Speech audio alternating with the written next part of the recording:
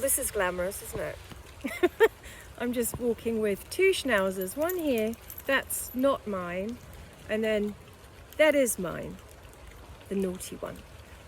Anyway, I just wanted to say hello to everyone. I haven't been on for a while. As you know, I wanted to. Shusha, what you chewing? Get it out. No. See, this is what happens when people leave rubbish. Wildlife eat it. Pick up your rubbish. Just, the same people are going on about the same rubbish, literally after about 3 years. How does everyone have time to do that? To be online for like 7-8 hours complaining about how their life is in danger when their life isn't in danger. They've just made a massive thing in their head because all they're doing is living online. And to the idiots who sat there on a live, not only berating a person who's quite lovely, which is Helen, and we've had our arguments, you know, she's a lovely lady. She's nice, right? She's nice. To the idiots who sit there looking at someone's credit card, comparing pictures, saying that their eyes aren't the same, their face isn't the same, it's not the same person, it must be an imposter, and it must be something to do with something else, and then something else, and someone's pretending this, and it's all this, and the police are then lying, and they're lying, and they're lying, and there's a group, and there's a script, and all these people are together fighting. But it's all shit.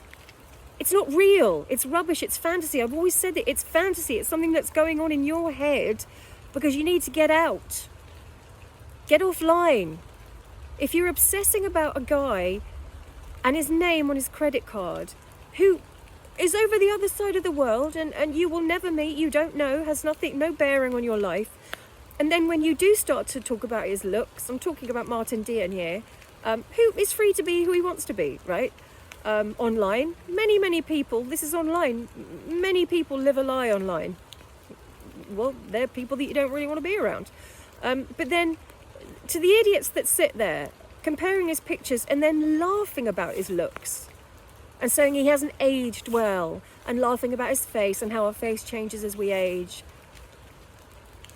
And yet you're the ones screaming and crying whenever anyone talks about your looks, about your sex life, about your personal life, about how attractive you are.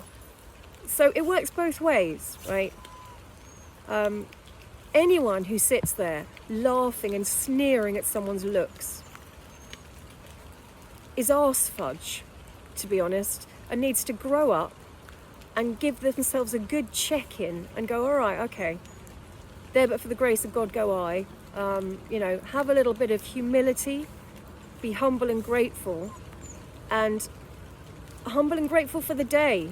Life could be over any moment, you know. Each day we're winning if we get through it. To sit there online laughing and sneering about anyone's looks just because you don't like them or because you don't think that they're real, which is just such a bizarre thing.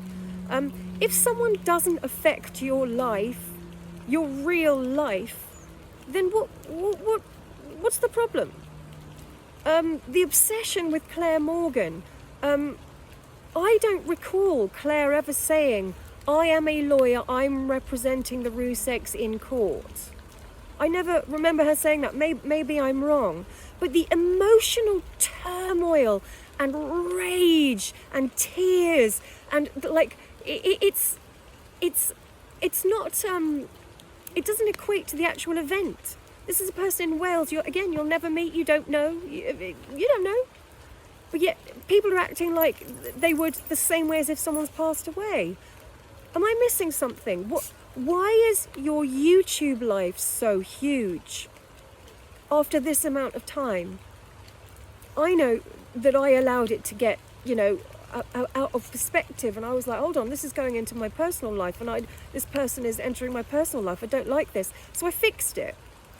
I got back into my real life and I fixed the problem of interacting with people that were no good for me and were frankly awful to me, and now there's no problem online. Hopefully, no one is ever going to like everyone. But all of these massive conspiracies, I don't know whether it's for content or what, but it's way, way out of control. When I hear someone or see someone absolutely sobbing and their heart is broken due to what someone said about them online, it's time to take a break. Surely it is. There are many people I don't like on here, many people who really don't like me. I've had every insult, every bit of abuse under the sun. I've had people that I've never got on with and that I've disrespected that now are acting pretty cool, and I go, oh, okay, I'm glad I didn't have a go at them too much. If the legacy that you're going to leave one day, that from generations to come, your great-grandchild or even further, finds a bit of footage of you screaming, sobbing, crying, shouting, swearing, abusing someone and laughing about someone's looks, what does that say? What's that going to say to that relative? What about someone who, I've always said this, the first thing anyone who's offering you a job, or if you have to go to court or anything, the first thing they do is look at your digital footprint, how you behave, who you really are.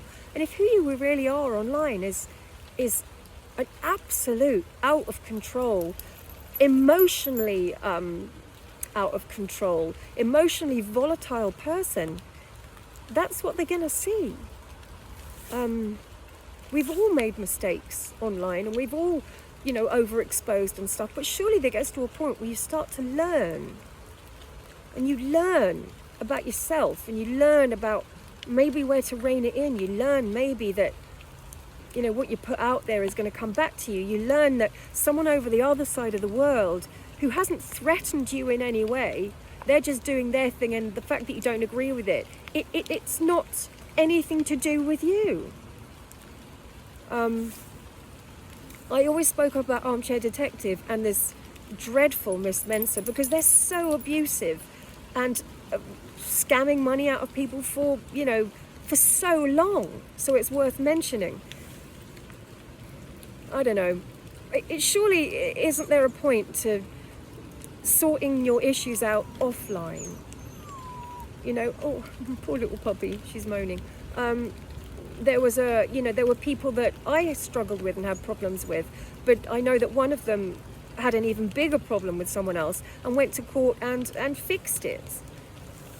To sit there ranting and raving about nonsense and stuff that you've imagined in your head, I'm sorry to be blunt, but it's true, is ridiculous. We're adults. You're an adult. You're a human being. You're a fully grown adult. And making stuff up and shouting and screaming on YouTube where anyone can see you is ridiculous. So 4 years later, I can't believe that people are still doing the same thing. And it's not to be patronising. It's just that it's so weird to listen to. I don't know whether you do it for content, whatever. By all means, rant and say it out. But you're posting it for a reason, right? You could film yourself doing it and you can get it out there, but you're posting it on YouTube for a reason. Yourself in an absolute stupor and state and laughing about a guy's looks that fully well had a stroke, and none of us look the same as we do when we're young. I don't look the same as I did last year and I can't do anything about that. But how would you feel if someone was sneering at your looks and said, oh, you haven't aged well? What's that about? Come on, ladies. Stop it. Works both ways. You don't want it done from men? Don't do it to men. Don't do it to anyone. Just stop. Okay, I'm going to step off my soapbox now and get my dogs.